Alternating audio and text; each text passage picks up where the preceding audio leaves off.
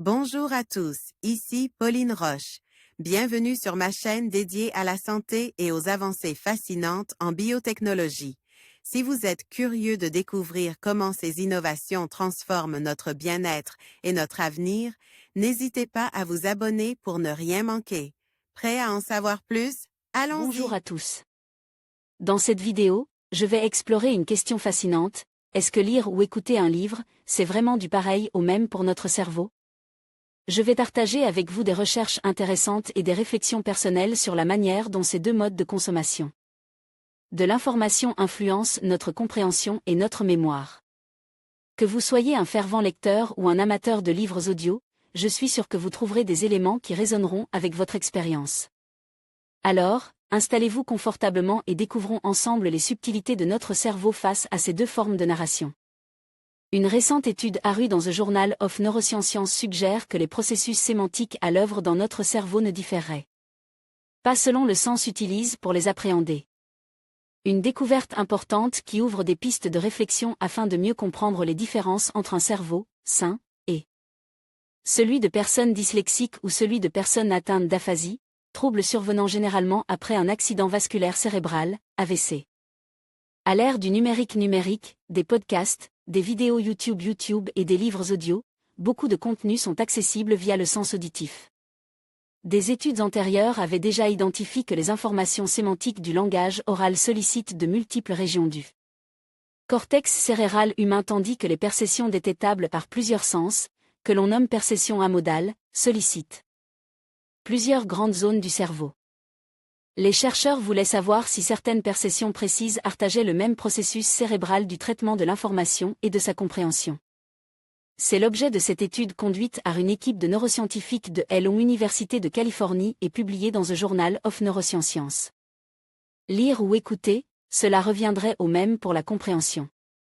Les chercheurs ont fait lire et écouter à 9 participants, on regrettera la petite taille de l'échantillon, la même histoire plusieurs heures durant.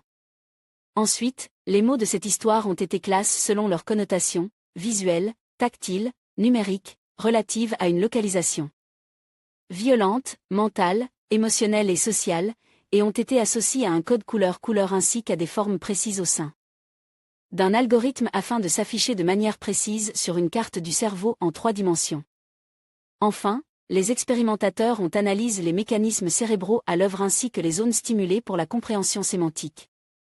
À l'aide d'imagerie à résonance magnétique fonctionnelle, IRMF, ils ont été surpris de remarquer qu'il était radicalement identique.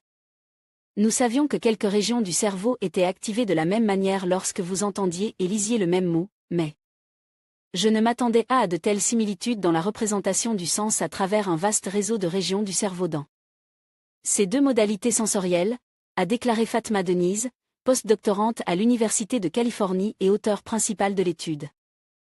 Les résultats obtenus suggèrent donc que la compréhension sémantique serait indépendante du sens, l'ouïe ou la vue, par lequel elle est appréhendée. Les cartes cérébrales codées par couleur montrent les similitudes sémantiques lors de l'écoute, en haut, et de la lecture, en bas. Fatma Denise des pistes de réflexion pour de futures applications cliniques. Cette découverte pourrait avoir plusieurs applications cliniques potentielles, selon l'auteur principal de l'étude.